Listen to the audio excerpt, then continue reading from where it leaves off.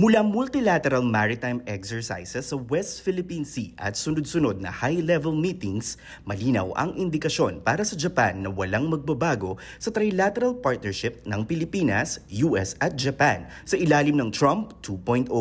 We have long had strong foundations for our strategic trilateral cooperations, as both the Philippines and Japan are treaty allies to the United States.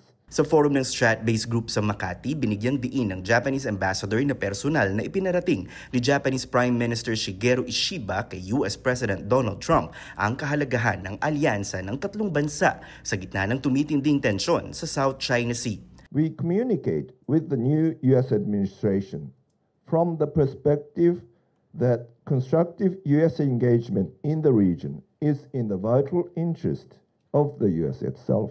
Tutol din ng Washington at Tokyo sa mga pangaharas at agresibong aktibidad sa West Philippine Sea. Para sa ilang mga eksperto, pinahahalagahan ng US ang treaty alliance nito sa Pilipinas kumpara sa ibang mga bansa sa Southeast Asia. Isang patunay dito ang desisyon ng Amerika na alisin ang freeze order sa military assistance nito sa Pilipinas. The Philippines is being, singled out as a partner for its unique relationship with the US bilaterally. Pero hindi daw dapat magpakampante ang bansa. Isinusulong na rin ng ilang mga eksperto ang tinatawag na diversification of alliances o pagpapalawak ng defense partnerships sa ibang mga bansa. At ayon sa Armed Forces of the Philippines, maliban sa traditional allies ng Pilipinas na Estados Unidos, Japan at Australia, patuloy na rin ang defense engagement sa ibang mga bansa tulad ng New Zealand, South Korea, Canada, India, France, Germany at ibang mga bansa sa Europa. At patunay nga riyan ngayong taon ang mas pinalaki at pinalawak na balikatan military exercises na hindi na lamang nalilimita sa pagitan ng Pilipinas at Amerika. Last year was one of the biggest. We had around 23 countries who were there as observers. This year is gonna be one of the biggest again.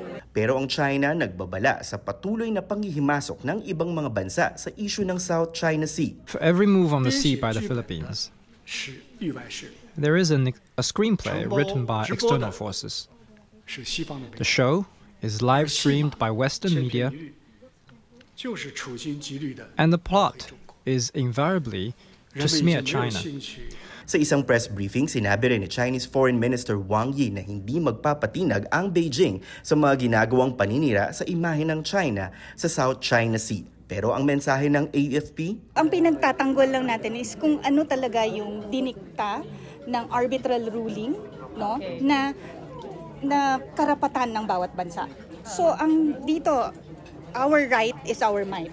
Taong 2016 nang ipinawalang bisa ng isang arbitral ruling ang malawakang pangaangkin ng China sa South China Sea. Pero ang Beijing hindi raw kailanman kikilalanin nito. Para sa impormasyong napapanahon at on-demand, Tristan Udalo, Newswatch Plus.